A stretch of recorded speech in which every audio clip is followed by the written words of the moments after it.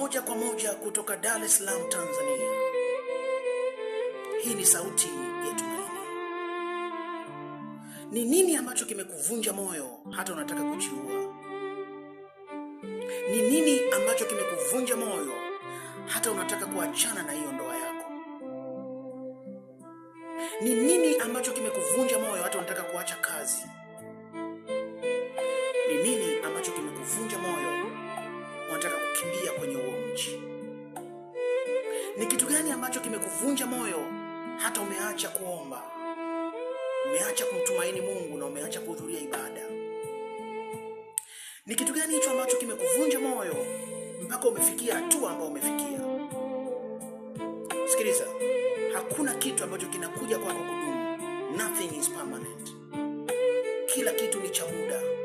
Na kwa hivyo jambo hilo ambalo unapitia ni la muda na litapita. Na kwa hivyo endelea kumtumaini Mungu, ukiamini ya kwamba yeye ambaye amekufikisha hapo atakutoa hapo, atakuvusha hapo na atakupeleka ng'ambo ya mto.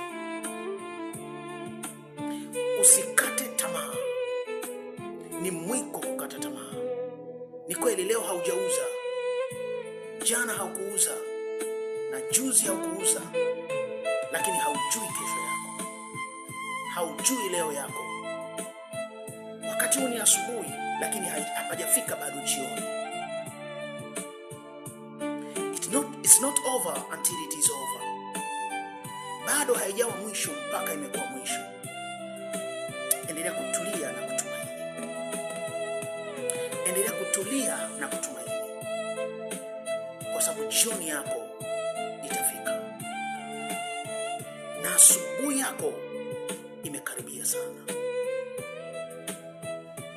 Sikiliza, kwa kadiri kunavyozidi kuwa na giza na kuwa na usiku wa manane, ndivyo hiyo kadiri panazidi kukucha.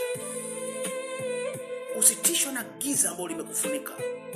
Fahamu ya kwamba kwa kadiri giza linavyozidi kuongezeka, ndivyo asubuhi imekaribia. Usimwache Mungu. Usitumaini waganga wa kienyeji. Muamini Mungu ya kwamba yeye ambaye alianza safari yako atakuvusha salama. Mungu akubariki unapoendelea kutumaini. Mungu akubariki unapoendelea kuamini, kwa sababu hatimaye utavuka ng'ambo. Moja kwa moja kutoka Dar es Salaam, Tanzania. Jina langu naitwa Alex John.